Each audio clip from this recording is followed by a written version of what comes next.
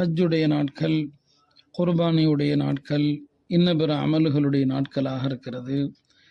இந்த துல்ஹஜ் 10 நாம் கடைபிடிக்க வேண்டிய சில அமல்கள் குறித்து நினைவுபடுத்த விரும்புகிறேன்.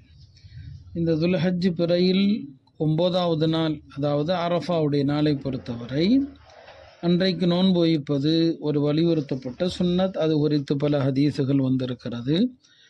நபி ஸல்லல்லாஹு அலைஹி வஸல்லம் அவர்கள் சொன்னார்கள், அரஃபாவுடைய நாள் நோன்பு வைப்பதனால் கடந்த ஆண்டின் பாவம், வரக்கூடிய ஆண்டினுடைய பாவம், 2 ஆண்டுகளுடைய பாவங்கள் மன்னிக்கப்படுவதை நான் ஆதரவு வைக்கிறேன்னு சொன்னான். அப்போ 2 வருஷ பாவங்கள் மன்னிக்கப்படுது.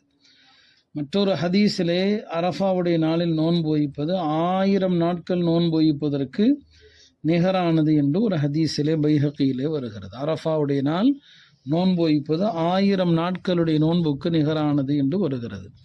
எனவே எல்லோருமே துல்ஹஜ் 9 அரஃபாவுடைய நாள் நோன்பு நோக்க வேண்டும். நமக்கு அரஃபா என்பது நம்முடைய பகுதியிலே பிறை தெரிந்து பிறை 9 என்றைக்கோ அன்றைக்குத்தான் அரஃபா. மக்காவிலே ஹாஜிகள் ஒரு நாளைக்கு முன்னால் அரஃபாவில் தங்கி முடிப்பாங்க. அந்த கணக்கு நமக்கு வராது. ஹஜ்ரத் மஸ்ரூர்